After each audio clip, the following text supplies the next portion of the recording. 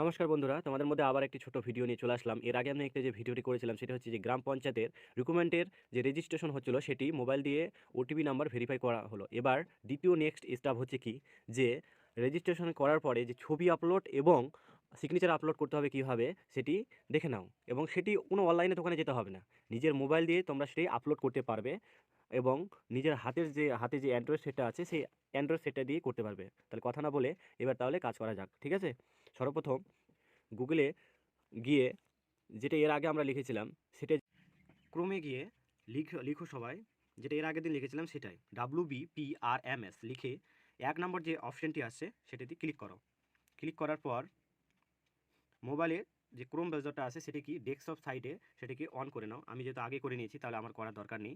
এবার আমাদের এই যে অপশানটি সেখান থেকে রেজিস্ট্রেশনটা দরকার নেই আমাদের, তাহলে আমাদের কী দরকার আছে, লগ ইনটা। কারণ রেজিস্ট্রেশনটা আমরা এর আগের দিন করে রেখেছি, তাহলে রেজিস্ট্রেশন আমাদের করতে হবে না। এবার তোমরা যে নাম্বার দিয়ে রেজিস্ট্রেশন করেছো সেই নাম্বারটি এখানে ফিল করো, যেখানে মোবাইল নাম্বার লেখা আছে সেখানে নিজের মোবাইল নাম্বারটা লেখো এবং পাসওয়ার্ড যেটা তোমরা দিয়েছিলে সেটা করো। তারপর নিচে যে ক্যাপচারটা আছে বড় হাতের D1B4XX, তোমাদের যখন তোমরা লগ ইন করবে তখন নতুন নতুন কিন্তু ক্যাপচার দিতে থাকে, সেখানে তোমরা ক্লিক করো। ক্লিক করার পর দেখো খুলে গেছে, কিছুক্ষণ পর সময় নেবে, খুলে যাবে। খুলে যাওয়ার পর তোমাদের এরকমভাবে একটি পেজ আসবে, ঠিক আছে? পেজ আসার পর এটা দেখো যে আমি অ্যাপ্লাই করেছি নিজেই, সেই আমারটাই পুরোটাই চলে আসলো। এবার তোমাদের এখানে কাজ আছে কি, অনেকগুলি কাজ আছে। যেমন আমি এখানে ফটো আপলোড করা হয়ে গেছে অলরেডি, সেটি আরেকবার আপলোড করতে পারবে তোমরা, যদি দেখতে পারো দেখে নাও কীভাবে করবে নিজেরাই। সেখানে গিয়ে এখানে লেখা আছে কি আপলোড প্রোফাইল ইমেজ, সেখানে 30 থেকে 80 কেবির মধ্যে সেখানে তোমাদের আপলোড করতে হবে, এবং তারপর সিগনেচার সেখানে 5 থেকে 50 কেবির মধ্যে আপলোড করতে হবে।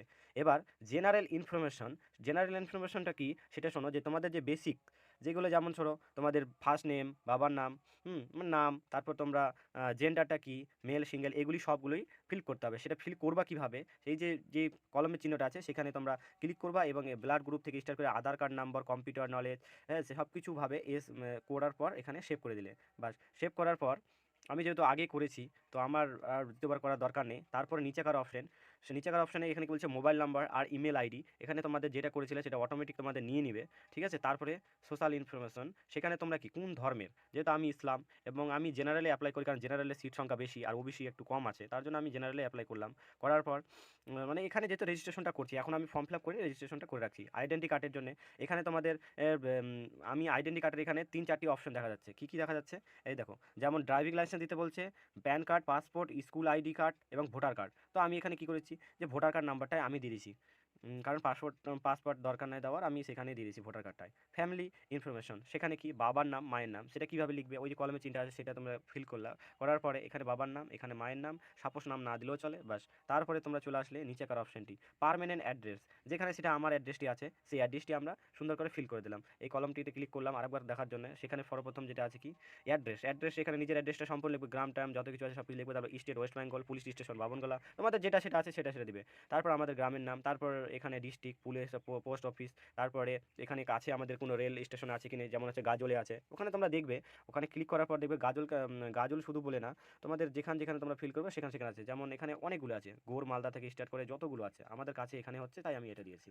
এটা দেওয়ার পরে ব্লক কি, আমাদের যেটা ব্লক সেটা আমি বসাই দিয়েছি।